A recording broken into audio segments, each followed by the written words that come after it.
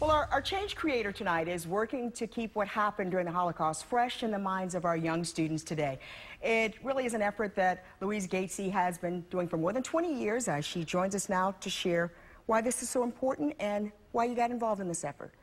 I was very lucky many years ago to get connected with the Baltimore Jewish Council, who sponsors a variety of programs for teachers and students in the area. Went to my first workshop and sort of got hooked. But I also had grown up in a time period where I had a father that fought in World War II, and this was very much part of the storytelling that went on front porches and in church halls and neighborhoods. So it was always something that I was connected to. And kids have been learning about this in the school, but Sure. you add an extra little component that really stays with them. When I came to John Carroll, I brought an expanded program of Holocaust survivors coming in to tell their stories to students. We average between 10, 12, 16 survivors every year from the Baltimore community that come in and tell their stories. And I think that face-to-face introduction to history or face-to-face contact with history makes a big difference.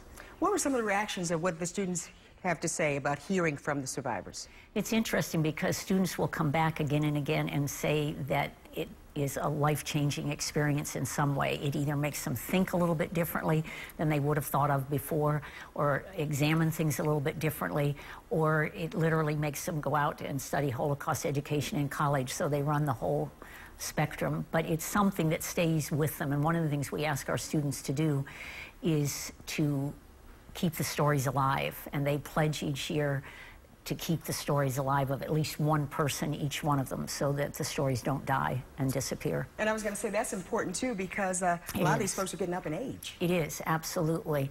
They are the most amazing human beings ever. There's a man by the name of Morris Rosen who is in his late 80s, and he still Zumba dances on a daily or weekly basis at least. But they come, and in addition to telling their stories, what they give students is an enthusiasm for life and a positive attitude, because I've had them say to me numerous times that if we went through our lives negative and feeling ugly about things, then Hitler ultimately won. So they are the most amazing human beings that you could ever imagine meeting. Definitely giving them some perspective. Absolutely. Louise Gatesy, thanks so much for coming in and sharing that with us, and keep up the great work you're doing as a change creator. You know, if you want to read more about some of her work, you can head to our website at abc2news.com/change.